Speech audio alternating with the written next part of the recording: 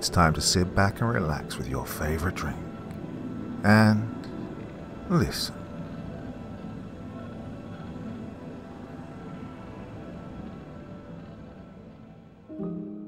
Beyond the 4 dimensions that man is aware of, there lies a mysterious field. It is a realm that is as big in size as the universe itself and as timeless as eternity. It rests between the depths of man's worries and the pinnacle of his knowledge, and is the nexus between light and gloom, science and superstition. I found a diary from my future self. It showed me an apocalyptic sight. By CIA Herpes. I've always kept diaries, ever since I was a child. I have documented my daily life in journals carefully labelled on the sides and covers so as to keep them in order. I'm on my 1033rd journal, and all of them are kept in order on bookshelves. It's basically a ledger of my entire life. Or at least it was until my house burned down and I lost all of them. All of them except for the one that I never wrote. My father and I were going through the wreckage. The burnt walls of the house had blackened and charred. The smell of smoke and burning insulation still hung heavy in the air. I looked through the pile of burned paper that had once been my journals. I saw the family photos, all water damage from the fire hoses. At least those were not destroyed by the flames. "Hey, what's this?" my father said, leaning down. We both saw the edge of something rectangular peeking around the edge of the ruined hole. He reached his hand through a destroyed part of the wall and came back out with a dirty, smoke-browned journal. Spatters of what looked like dark, ancient blood covered its surface. I saw it was labelled 1077. That is the 1077th journal I'd started to write in since I was 6. "But that's impossible," I said, more to myself than to him. "I never wrote that journal. When the fire hit, I was still filling out my 1033rd journal. I knew this for a fact, because I wrote huge numbers in a Sharpie on the front of each one." My father rolled his eyes. He thought keeping a diary was stupid and only reserved for girls, and he'd often told me so. We flipped it open. "Well, looks like your handwriting," he said, handing it to me. It felt grimy under my fingers, its cover sprinkled with small patches of black mold and blood, as well as darkened by smoke. Yet all the pages were still legible. I put it in my backpack and took it home with me. It was the only thing that had survived the flames intact that I recovered. And yet, well, I knew I never wrote it. I flipped it open to the first page, seeing my own handwriting reflected back at me. I read the entries laid out there. With increasing horror, I read them all. April 1st, 2025. Today, the world ended. I'd driven across Arizona and New Mexico with my fiancée, Stephanie. She wanted to see the Grand Canyon, and I always said I'd take her. So when I made a couple $1 million in stock options shorting the market after the Chinese invasion of Taiwan, I decided to quit my job and travel. All around us spanned endless desert. The sun looked down like a blazing, lidless eye, withering everything with its intense heat. Only cacti and desert shrubs stood on the great flat plain. I turned the radio on, but only one station came through. It was some AM station talking about the recent Chinese invasion of Taiwan. "China has lost an estimated 2 million troops trying to take the island," the reporter said. In response to the invasion, Taiwan authorized airstrikes on the Three Gorges Dam yesterday evening. Reports state that the Taiwanese Air Force has, in fact, successfully destroyed it, causing flooding and likely millions more casualties among the civilian population. Taiwan cities are all in flames as... I flipped the radio off, not wanting to hear any more grisly news. "Yeah, I really need to use the bathroom," Stephanie said, breaking my reverie. I looked over at her, seeing her large, blue eyes looking at me. Small beads of sweat broke out on her light skin. Her blonde hair ran down past her shoulders in shimmering waves. "Okay, why don't I pull over right here?" I offered. She shook her head. "No, I want a real bathroom," she said. I sighed. "Well, I haven't seen a house or store in quite a while," I said. But, as if fate wanted to prove me wrong, a small wooden building appeared on the horizon. A town sign stood in front of it. Devil's Creek. Population 52. The building looked like some kind of old-timey general store that had been renovated to have electricity and central air conditioning. An ancient man with a face like a raisin sat on a rocking chair outside, smoking a pipe and reflectively staring off across the great empty desert. I glanced over to see what he was looking at. In the distance, I saw row after row of razor wire surrounding a massive fence. It had all sorts of signs with skulls, as well as warnings about violating federal law by trespassing. We pulled up to the store. The man finally looked over. His jellied eyes reminded me of an old dog waiting for the needle. He was a small man, no more than 5 feet if I had to guess. He wore a straw hat and a faded flannel shirt and smelled like sweet cherry pipe tobacco. "Christ's drawers," he said in his fluttering old man's voice. Sure is hot out here today." I smiled, agreeing. "Yeah, what's that you're looking at?" I asked, pointing to the electrified fence guarding the apparently empty desert. He gave me a serious look. "Well, that's where the bombs are kept, boy," he said. "The big ones. The H-bomb, Minuteman IIIs, and B-61s. Well, so I hear. People around town talk, you know." I nodded. I wondered where the silos were. "Yeah, can I use your bathroom?" Stephanie asked hurriedly as she came up beside me, and the man nodded. "Back of the store, young lady," he said in a quavering voice, and he returned to his pipe and his meditation. "Let me know if you need anything else." I decided to sit down next to the old man when I felt the first quiverings of an earthquake. It started small. I stood there, not knowing what to do. The old man's eyes widened and he dropped his pipe.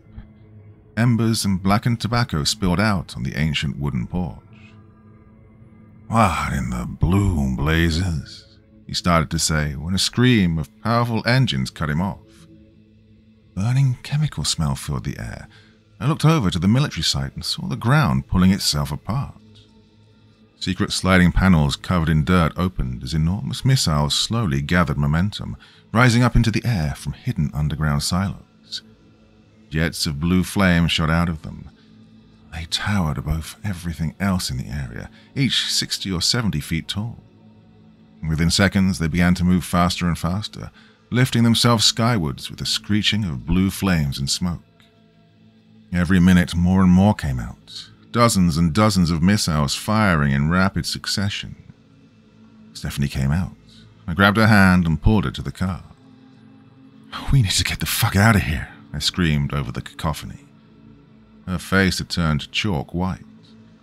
She followed me like a lost child, pushed her into the passenger seat and got in, turning it on and peeling out of there. "This is a nuclear missile site," I said, vomiting the words as quickly as I could in the panic of the moment. "Then there'll probably be an enemy missile coming to target it soon." American missiles continued to streak through the air like fiery dragons on their way to battle. We drove as fast as my car would go for the next 20 minutes, breaking 110, then 130 miles an hour. I had a very bad feeling about this. Then I saw it, the thing I'd been dreading. Missiles began to drop down from the sky, not going now, but coming. I saw a streak of white shoot across the sky in my rearview mirror. A sonic boom shook the ground, and the world exploded. "Ugh," I heard someone say. "God, what?" Then I realized it was my own voice. I opened my eyes, and I felt warm blood trickling down my face. The car was flipped over. I saw the endless desert outside, now upside down. All around us, great suffocating plumes of smoke rose into the sky, blotted out the sun and turned everything as dark as night. I looked over at Stephanie. She was still unconscious. Or maybe she was dead, I couldn't tell. She hung upside down, her seatbelt biting deeply into her shoulder. "Oh, jeez," I groaned, trying to unbuckle my seatbelt without falling and smashing my head. I mostly succeeded. I crawled out of the shattered remnants of my flipped-over car. I rose, my legs as wobbly as a baby deer's. "Jay," a voice said softly from inside the car. So subtle I could barely hear it. I knelt down next to the broken window and saw Stephanie stirring. "Ara," she spat a little blood, wiping her mouth. "Are we okay?" "Yes, baby," I said with tears in my eyes, looking down the road to where the mushroom cloud hung over us like the blade of a guillotine. "Yeah, we're okay." Luckily, we'd been camping prior to this, so the car was filled with essentials. Inside the trunk, I had a tent, sleeping bags, food, water, and toiletries. We also had some knives, lighters, and lighter fluid. Stephanie filled her backpack with as much as she could carry, still wiping blood off of her eyes from a deep gash across her forehead. But overall, I felt like we'd gotten fairly lucky. Certainly could have been much worse. If we'd still been in the city, I shuddered to think about it. I wondered if any cities still stood in the USA.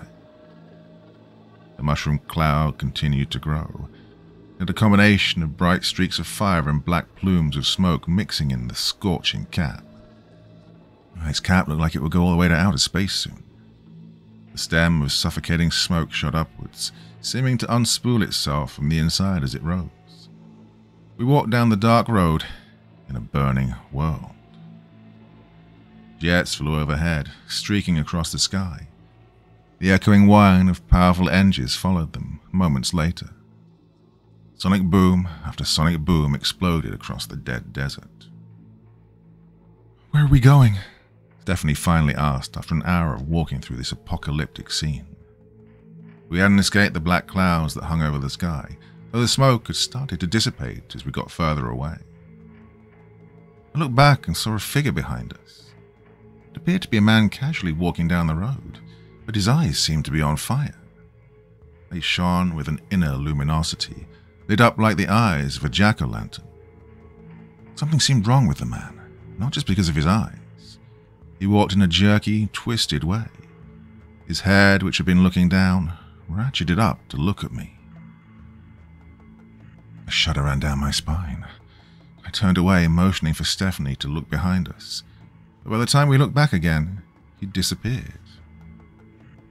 "Away from that," I finally said, pointing to the mushroom cloud. "Hey, did you just see someone now? I think my eyes are playing tricks on me. I could have sworn I saw someone following us." "Maybe it's another survivor," she said. Maybe," I agreed non-committally, not telling her about the glowing eyes. He'd been very far away, but I'd definitely seen him. I didn't understand where he'd gone. There was certainly nowhere to hide, unless more secret government silos and tunnels ran underneath the earth here. He'd simply vanished like campfire smoke in a strong breeze. "What do you think happened?"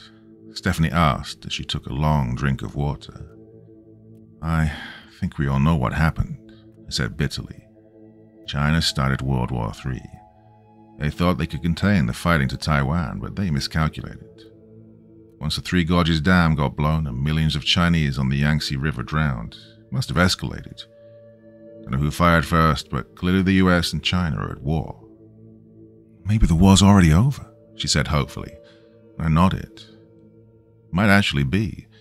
If it is, and all the cities have been hit, here in China and Taiwan, well, there must be hundreds of millions of people dead already, maybe more. Stephanie didn't say anything after this, but she seemed to go pale. "We need to stop soon. I'm tired. We've been walking for hours," Stephanie said after a few more hours of walking. I agreed. I hadn't seen a single car or person in that time except for the man with the glowing eyes. My feet screamed at me with throbbing blisters and sharp pains. My cell phone and watch had stopped working during the nuclear blast. Some electromagnetic pulse from the warhead must have disabled all the electronics in the area, so neither of us knew how long we'd been walking. And with the sky covered in black smoke as far as the eye could see, I didn't even know if it was day or night anymore. We set up the tent. I crawled in, exhausted. Felt like I must have walked for 12 hours. took off my wet socks, got into the sleeping bag, and instantly passed out. I awoke suddenly, confused. Something had scared me. Well, maybe it was in the dream. No, I still heard it. A scratching sound, light and insistent, on the outside of the tent. Stephanie still slept soundly next to me. I shook her. She groggily opened her eyes. I looked at my pistol next to my pillow, grabbing it up. The solid metal grip felt real and powerful in my hands. When I remembered the glowing eyes of the thing and how it had vanished in an instant like a puff of smoke, I started to feel much smaller. "What is it?" she began to say, but I clamped my hand over her mouth. Her eyes went wide. I put my finger to my lips. She nodded, and I slowly removed my hand. Now I could tell she heard it too.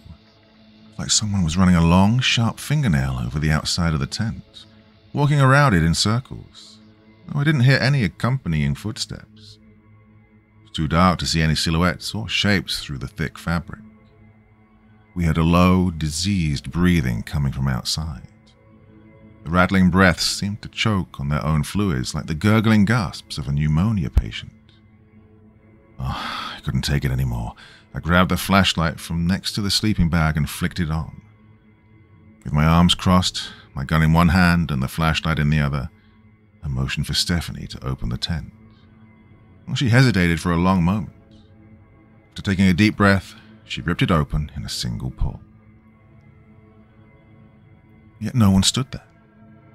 I looked out at the smoke-blackened, starless sky. Shadows bounced and danced around the cacti and cracked pavement off the street. I heard a very subtle sound from my right, a slight shuffling of sand. The diminutive man with the fire in his eyes scampered towards me, his shoulders and vertebrae crippled like those of a hunchback. His face only came up to the level of my chest, but he seemed to straighten and grow as he got nearer. There was a crackling, snapping sound coming from inside his body. It sounded like his bones were breaking, then knitting themselves back together. By the time he reached me, he towered over me. This all happened very quickly, in the space of less than a second.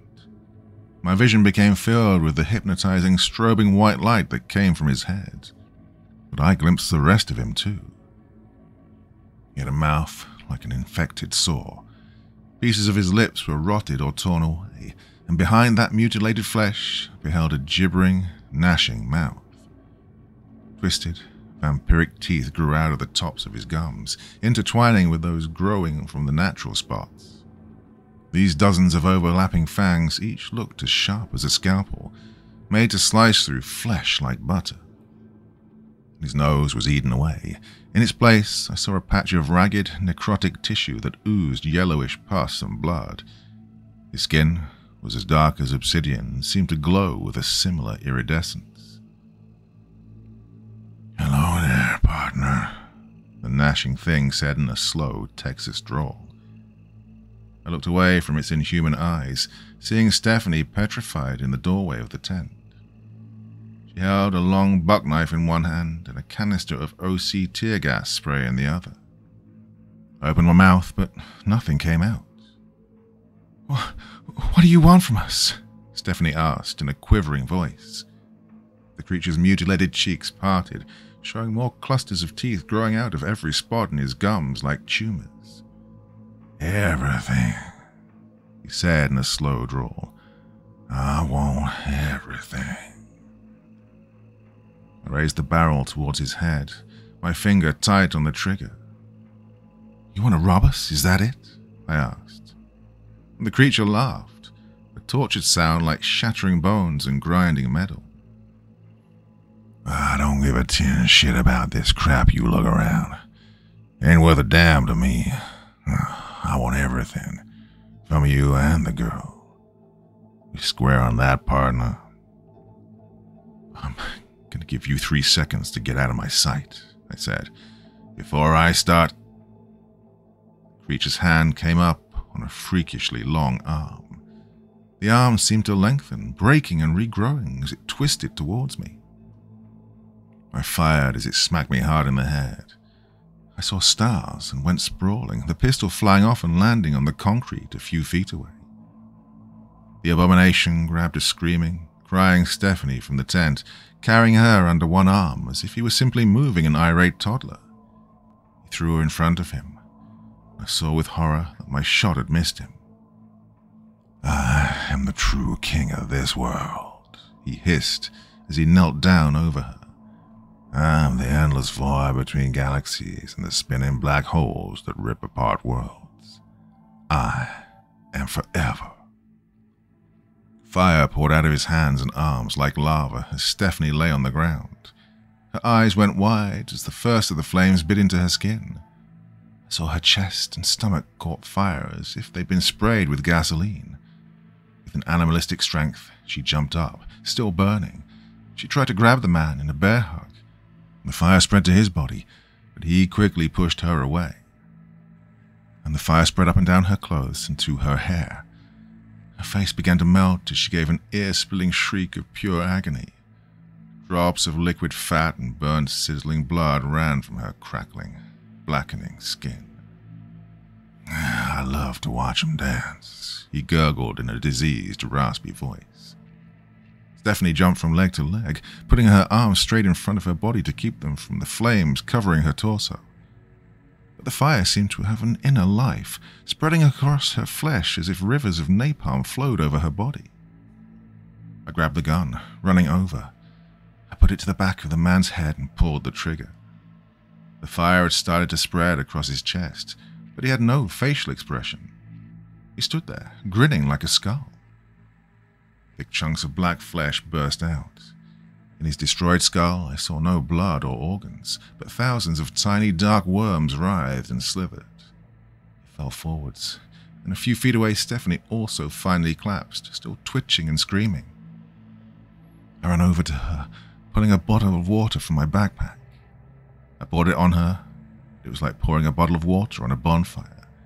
It sizzled and hissed as it turned to steam, putting out a small portion along her chest for a few moments, but then the fire flickered back up. She gave a choked death gasp seconds later and stopped moving. Her body had become little more than a blackened husk by this point. I looked at the evil, inhuman thing that had done this. To my horror, I saw his hands clenching and unclenching, his legs twitching. The black worms had started to re-stitch his skull back together, their tiny heads poking out through the wound and moving tissue around like diligent little laborers. Sickened, I ran. The landscape had started to change now. Rocky cliffs loomed overhead, dozens of feet high. I stumbled up the rock faces and eventually found a small cave. I crawled in and, with my flashlight, decided to write this. I know this will be my last journal, my last will and testament, left in some rocky cave of a destroyed world. Because the true king of this world is on his way here, and he loves to watch people dance.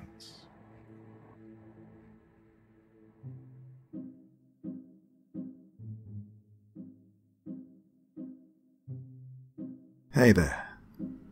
Thank you so much for taking the time to drop by and listen to this story today. It really means a lot to me. I put a lot of time and effort into making these videos, so it's nice to know that there's someone out there listening. Do me a little favor, would you? Click that like button, leave a comment, and if you really feel like it, why not subscribe too? Okay, happy tales everyone.